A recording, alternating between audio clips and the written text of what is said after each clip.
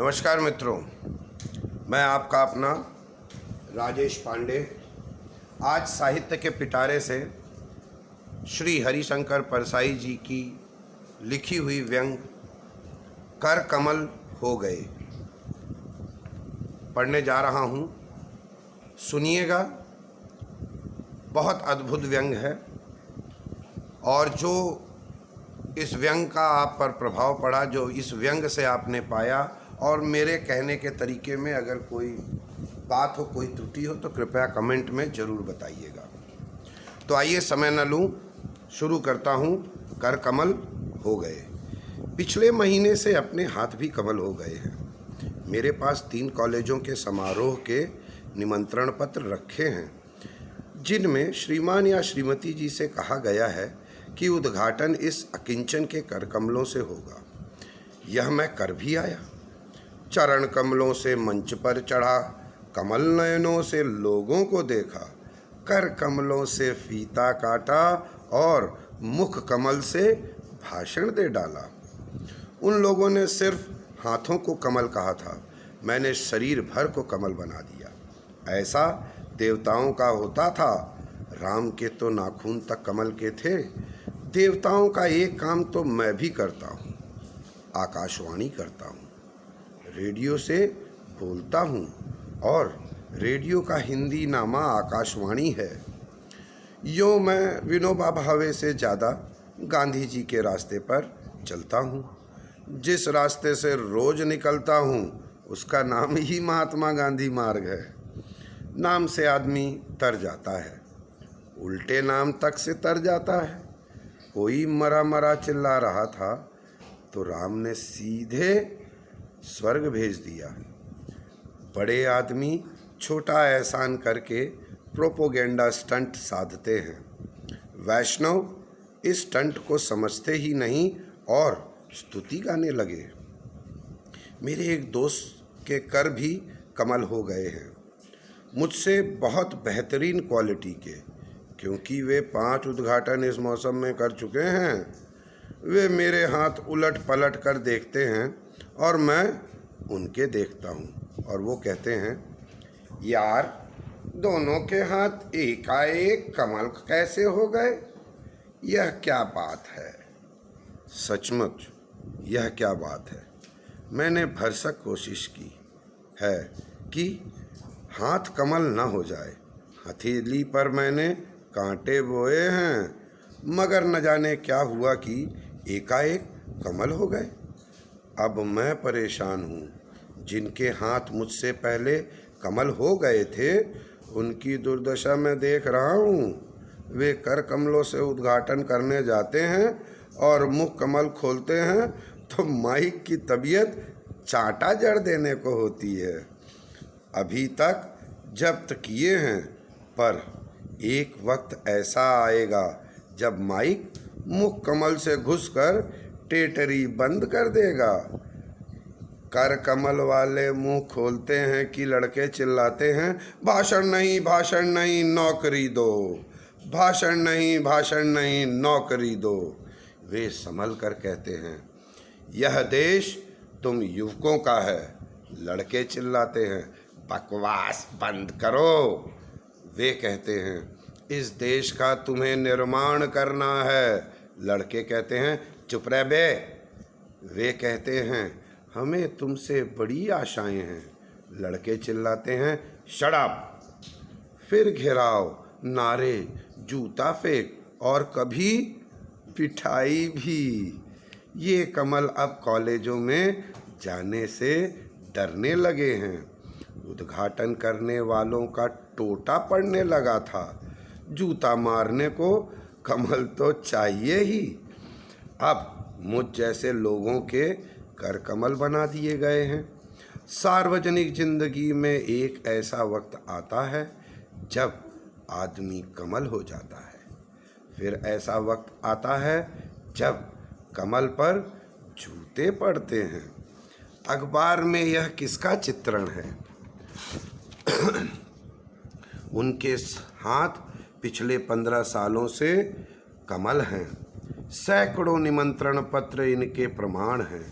कल ही एक विश्वविद्यालय में अच्छी अच्छी बातें कहते हुए वे पिट गए। अचानक देख रहा हूँ कि अच्छी बातें कहने वाले ज़्यादा पिट रहे हैं।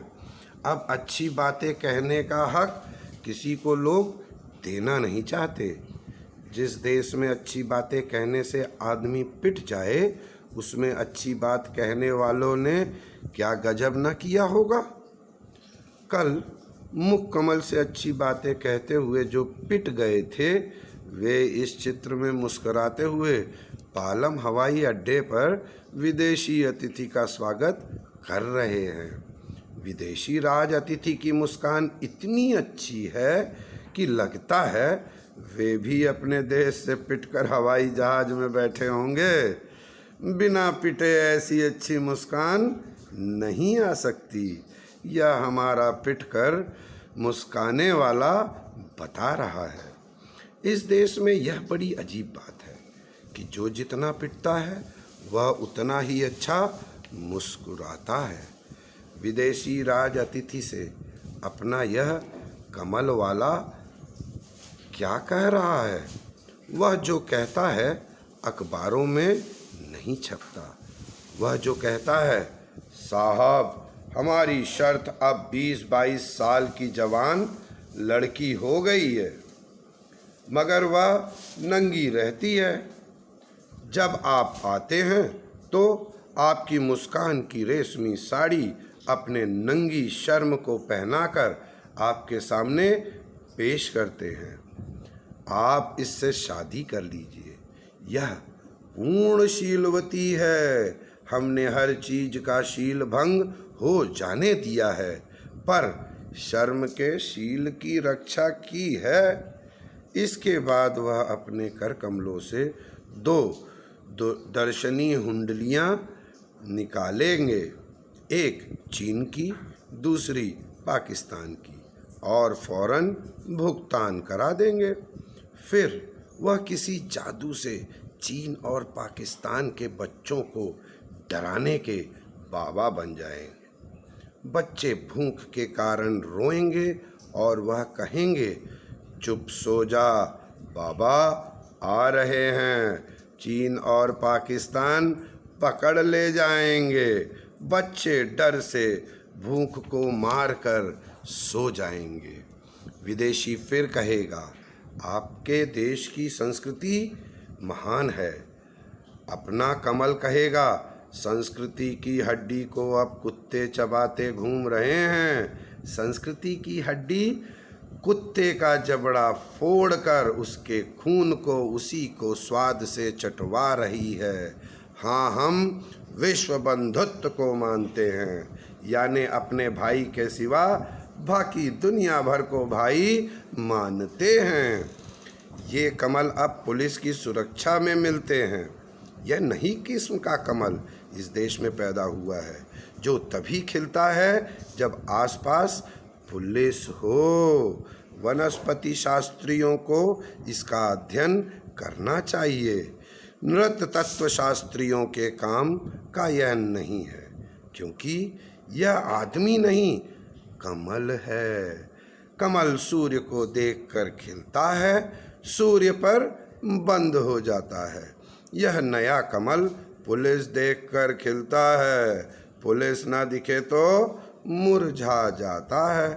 बड़ा सुंदर दृश्य होता है। आगे पुलिस, पीछे पुलिस, बाएं पुलिस, दाएं पुलिस, और बीच में यह कमल मुस्कुराता चला जाता है। एक सूखा सरोवर है जिसमें खाकी लहरें उठ रही हैं। खाकी लहरों के बीच यह कमल खिलता है। जब लोग करों को कमल बनाने पर तुले ही हैं, तो अपने बारे में चिंता हो गई, कैसे यह रोल निभेगा। एक तो मैं हरगिज अच्छी बातें नहीं बोलूँगा। इस देश का आदमी लगातार अच्छी बातों से मारा गया है। बहुत लोगों का ख्याल है कि जवाहरलाल शेरवानी में गुलाब का फूल न खोसकर भटकटैया खोसते तो ज़्यादा अच्छा होता। लगातार अच्छी बातों से मारा, सुंदर फूल से मारा। मैं अगर अपने मुख कमल से कोरी अच्छी बातें करूं तो सामने बैठे लोग मुझे फौरन जूता मार देंगे, मगर बहुतों के पैरों में जूते नहीं हैं, ये क्या मारेंगे?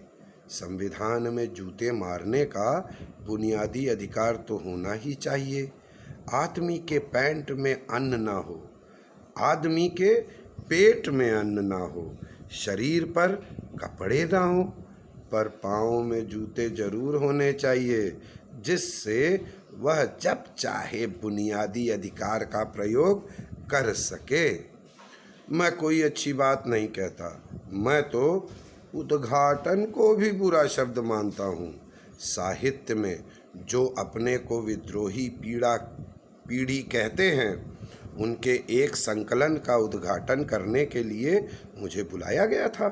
मैंने देखा, वैसे तो सुनहला निमंत्रण पत्र, उसमें वही उपस्थिति में शोभा बढ़ाने की बात, पुस्तक पर रंगीन कागज और उस पर बंधा वही रेशमी फीता, जिसमें विद्रोही पीढ़ीपन कहाँ है। मैंने माइक हाथ में लेते ही कहा, विद्रोही पीढ़ी का उद्घाटन समारोह नहीं, विस्फोटन समारोह होना चाहिए। निमंत्रण पत्र पर होना चाहिए, हमारे काव्य संकलन पर विस्फोटक अमुक वक्त पर होगा। तुम्हें आना हो तो आओ, वरना ऐसी तैसी कराओ।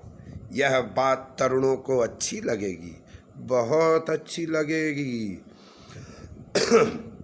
सफल कमल होने की मैं पूरी कोशिश करूँगा।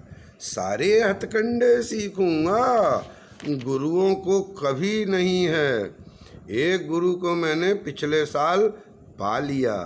वे मेरे शहर में एक समारोह का उद्घाटन कर रहे थे। बहुत भाव विभोर होकर बोले, आहा, जबलपुर पुण्य भूमि है। यहाँ की मिट्टी में इतिहास बिखरा पड़ा है। यहाँ तो धूल चंदन है, मैं उसे मस्तक से लगाता हूँ। उन्होंने जेब से धूल की पुड़िया निकाली और कपाल पर लगा ली। साहब, पूरा हॉल मुग्ध हो गया और उन्होंने घंटे भर भाषण खींच दिया। मैं उनके पीछे लग गया। सागर में एक समारोह का उद्घाटन करते हुए उन्होंने फिर कहा, आहा सागर, यह पुण्य भूमि है।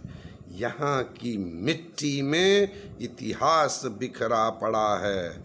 यहाँ की धूल चंदन है, मैं इसे मस्तक से लगाता हूँ। उन्होंने फिर जेब से पुड़िया निकाली और कपाल पर धूल लगा ली। सागर वाले भी मुग्ध होकर सुनते रहे। फिर वे बरेली पहुँचे। वहाँ वो बोले, आहा बरेली, यह पुण्य भूमि है। यहाँ की मिट्टी में इतिहास बिखरा पड़ा है। यहाँ की धूल चंदन है, मैं इसे मस्तक पर लगाता हूँ। पुड़िया निकाल फिर उन्होंने धूल लगा ली। वे घर से धूल की पुड़िया जेब में डालकर चलते थे। यह गुर अच्छा था, मगर यह गुर के नगर में फेल हो जाते हैं। शिव कुमार बताता है कि मैं उन्हीं गुरु के शहर गया हुआ था। समारोह की अध्यक्षता वही कर रहे थे। मैंने भावुकता से कहा, आहा, यह नगरी पुण्य भूमि है। इसकी मिट्टी में इतिहास बिखरा पड़ा है। लोग हंसने लगे। मैं पुड़िया निकाल कर कपाल पर धूल लगा ही नहीं सका। तरकीबें कई हैं। एक तरकीब हर मौके पर काम नहीं करती। तरकीबें मुझे भी बहुत आती हैं, पर मेरे मित्र फिर वही कहते हैं, अपने हाथ एकाएक कमल कैसे हो गए? आखिर यह क्या हो गया? वे यही सोचकर जवाब देते हैं, हम लोग बुद्धिजीवी हैं। बुद्धिजीवी का रुतबा बढ़ रहा है। हाँ, बढ़ तो रहा है। इस देश के बुद्धिजीवी सब शेर हैं, पर वे सियार की बारात में बैंड बजाते हैं। तो ये थी हरिशंकर परसाई जी का लिखा कटाक्ष, जो वीआईपी कल्चर उद्घाटन समारोह में लोग जिस तरह से तामझाम करते हैं और लोग बड़ी बड़ी बातें करते हैं और व्यक्तिगत तौर पे वे बड़े खोखले और ओछे होते हैं। मित्रों, दोस्तों, साथियों, सुनने वालों, कहानी प्रेमियों, साहित्य प्रेमियों, आपसे अनुरोध है, अपने इस भाई के इस चैनल को कृपया सब्सक्राइब करें, बेल आइकन दबाएं, इस पोस्ट पे ज़्यादा से ज़्यादा लाइक करें, इसे शेयर करें, और हाँ, आप कलम से मारिए, किताब मारिए, अपनी उंगली से लगाइए। वो लाल वाला नीचे जो सब्सक्राइब बटन है ना, उसे एक बार ज़रूर छू दीजिए, और जैसे ही घंटी आती है, साहित्य के मंदिर में हो घंटी बजा ही दो। जयराम जी की प्रणाम।